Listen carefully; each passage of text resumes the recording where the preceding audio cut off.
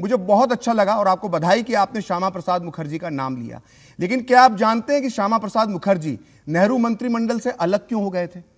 कभी आपने इसको ये विषय जानने की कोशिश की है या आपने कुछ इतिहास पढ़ा है?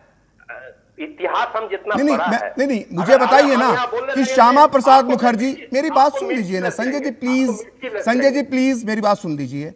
श्यामा प्रसाद मुखर्जी नेहरू जी के मंत्रिमंडल में थे, उन्होंने वो मंत्रिमंडल क्यों छोड़ा था, किस मुद्दे पर छोड़ा था, क्या आपको ये पता है?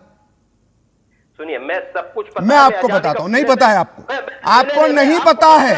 आपको पता होता तो आप कभी श्यामा प्रसाद मुखर्जी का नाम नहीं लेते। श्यामा प्रसाद, अब सुन, देखिए संजय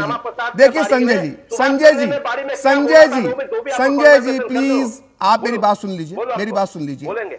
श्यामा प्रसाद मुखर्जी ने नेहरू जी का मंत्रिमंडल नेहरू और लियाकत पैक्ट, जो लियाकत अली खान पाकिस्तान के प्रधानमंत्री थे, उसके विरोध में छोड़ा था। और नेहरू और लियाकत पैक्ट के विरोध में क्यों छोड़ा था?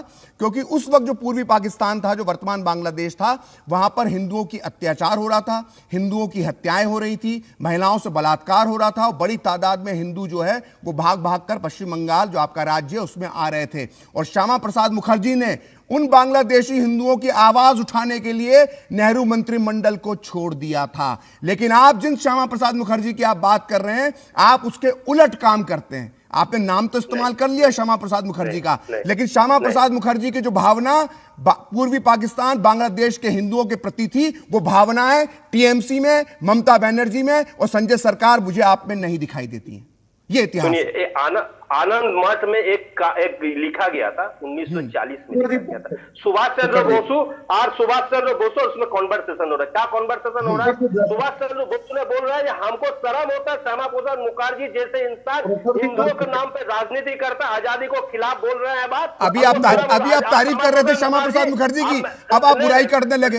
आप एक बार तो तय कर लीजिए ना, एक बार तय कर लीजिए ना। वो सोहर्दी के मंत्रिमंडल में कौन था? किसके मंत्रिमंडल में? सोहर्दी का मंत्रिमंडल में। अपना व्हाट्सएप यूनिवर्सिटी का ज्ञान कहीं और रखिएगा।